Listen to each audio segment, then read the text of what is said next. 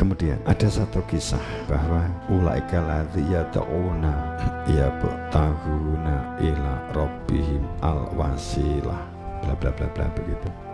Jadi banyak manusia menjadi penyeru hasil dari opini yang disampaikan kepada massa dari hasil bacaan amaniyil kitab, tapi mereka sendiri tidak tahu posisi dia di mana, sehingga dia sendiri juga mencari jalan kembali kepada Tuhan saat ada orang yang sama seperti dia, kemudian dia sendiri juga menyeru kembali kepada Tuhan, tapi mereka di antara mereka sendiri tidak tahu siapa yang mengetahui Tuhan dan siapa yang lebih dekat, apakah aku atau dia yang lebih dekat dengan Tuhan. Kan itu. Ternyata di Quran harus pasti mereka yang menyeru ataupun diseru untuk dapat memiliki pengetahuan tentang Tuhan, mereka sendiri juga bingung dengan jalan menuju Tuhan, sehingga bertanya kepada orang lain ternyata juga tidak kalah bingung tentang Tuhan. Siapa di antara mereka yang lebih dekat dengan Tuhan? Bahkan kemudian otot-ototan menunjukkan yang lebih dekat dengan Tuhan yang sorbannya paling tebel, kan biasanya kan begitu. Akhirnya sing kopiai paling dur, kan gitu. Pomolo ya. Akan tapi mengharapkan rahmatnya yang diperoleh azab. Sedang orang-orang yang memperdebatkan tentang ayat-ayat Tuhan, orang yang sering memperdebatkan ayat-ayat Tuhan, apalagi tinggi lomba ki unini Quran ya, innaladzi yujadiluna fi ayatillah bi ghairi sultan.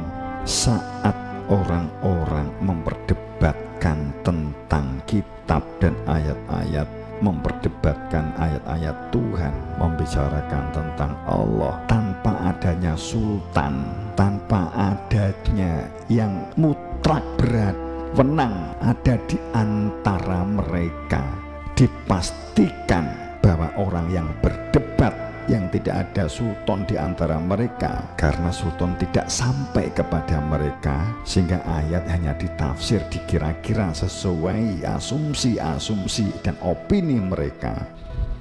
Itu mutlak hanya menunjukkan bahwa mereka hanyalah menginginkan kebesaran dan pujian serta memperoleh kehormatan dunia, akan tapi sama sekali tidak akan pernah memperolehnya dan mencapainya. Ayatnya begitu. Perdebatan tanpa adanya sultan sebagai yang menang hak maksudnya, maka perdebatan itu hanya untuk keinginan seseorang untuk memperoleh kehormatan, pujian.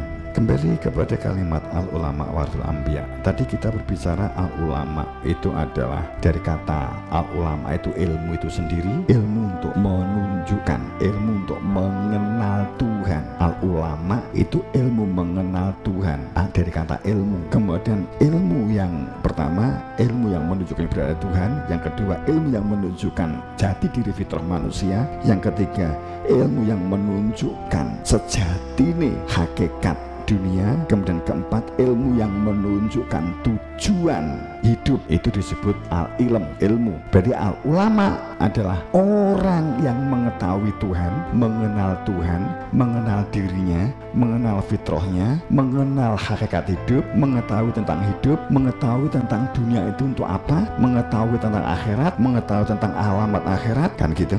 Itu disebut al-ulama. Itulah disebut pewaris Nabi.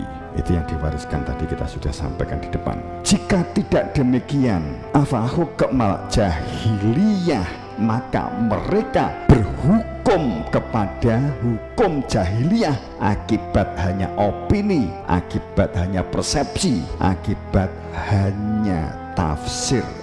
Waman ahsana minallah, yang lebih baik siapa sih, manusia atau hukumnya Allah? Hukma la yukinun liqaumi yukinun, itu di dalam Maidah 50.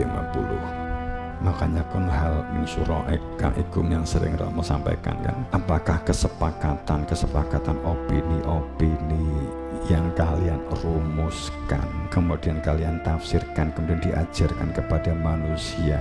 Kamu membuat bacaan dari hasil pikiran opini di antara kamu sendiri yang akan menjerumuskan manusia karena kamu katakan itu dari Tuhan, kan gitu ya. Ini sekilas saja.